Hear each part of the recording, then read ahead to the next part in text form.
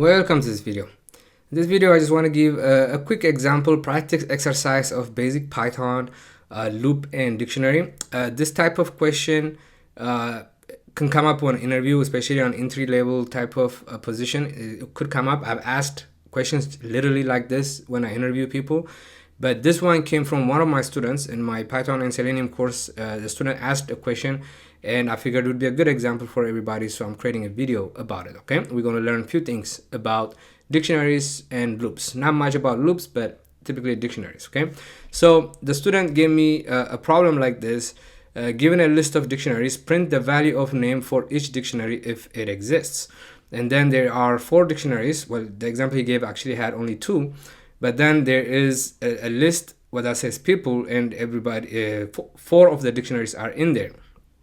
And then in this example, they all have it, right? The value, the key name. So let's delete one of them. So one of them does not have it, right? So the question is basically to loop through each of them and print the names if it does exist. So there are 2 main ways of doing this, right? So there are 2 concepts we have to know. The main point of this is how do you get values from a dictionary, right? So let's go to our Python interpreter, and I'm going to take one of the dictionaries just so I can just make points about dictionaries, right? So I'm going to open the Python shell and I'm going to define the variable. Okay, so how do we get value from a dictionary? One of the ways, the most common way you see, is you can do the dict1, the name of the dictionary, and you give it the key, right? And it will give you the value. Simple. If the key doesn't exist, so let's say I do dict location, it gives you key error, right? So remember that is the way to get information from a dictionary. And if the key doesn't exist, you get a key error. Okay, so we're going to use that in our solution.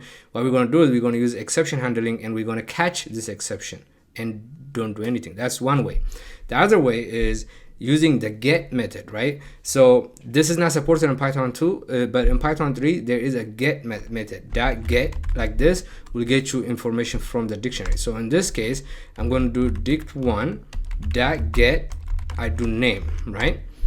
And it gives you the value. But what if I do that get and something that doesn't exist, like location again, right? Like the same example as earlier, and nothing happened. It's actually none. If I assign it to a variable, if I do abc dict1 that get location, right, and if I do print abc, it is actually a none, right? It actually has a value. So what get does is, if the key doesn't exist, it will give you none by default. That's just how get works. You have to know that. You can also give it a default value if you want. So if you can do dict1 that get, I can do location, right? And I can give it another value. Let's say not found, right? Something like that. So the not found is going to be a default value if the key doesn't exist. See that? It will return you that. If the key does exist, then it will give you the value.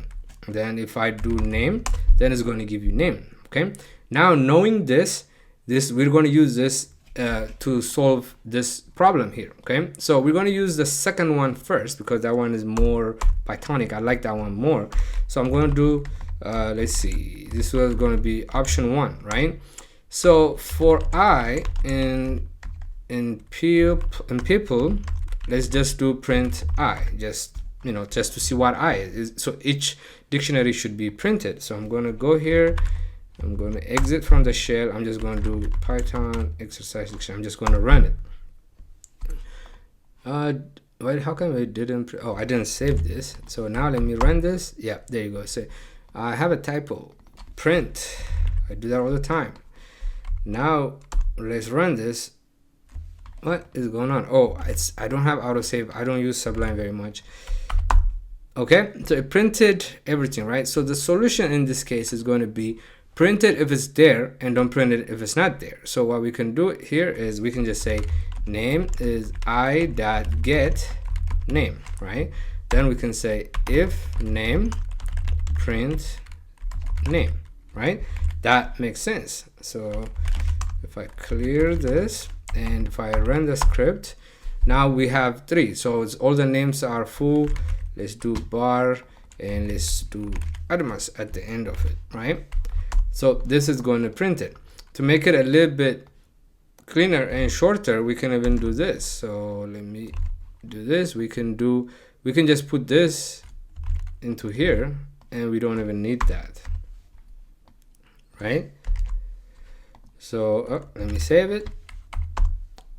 Name is not defined. Oh, print. Well, we need to print this, right? This is one way of doing it. Name is not defined because I gotta save.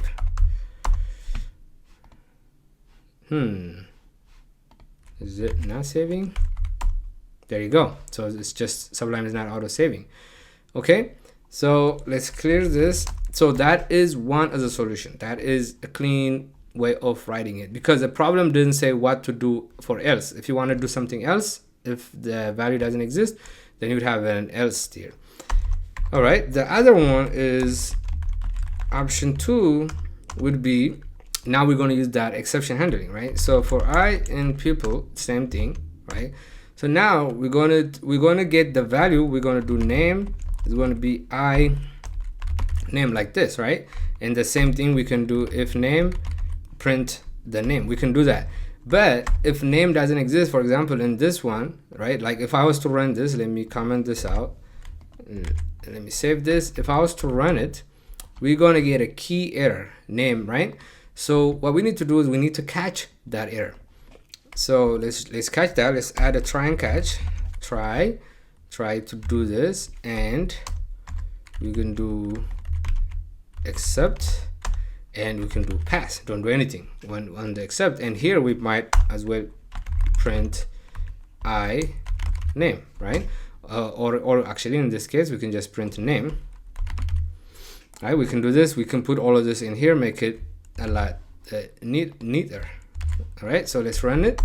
Now nothing happened here. In fact, we can even print. I can say name not found, right? So if I do that, I have to remember to save. Name not found, right?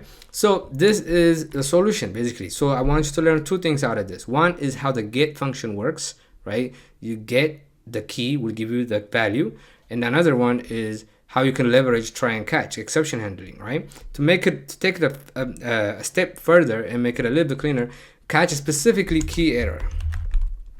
So you want to catch key error, because if some other weird stuff happens, you don't want to do the same thing, right? So for the other exceptions, you just want to raise that exception, right? You can do this. This will have the same exact effect, but just in case some other weird exception happens, like you might have more code in the try block, right? And you don't want to act the same way for all exceptions. You just want to ignore key errors, and you actually want to see if something else happens. So you would implement it like that, okay?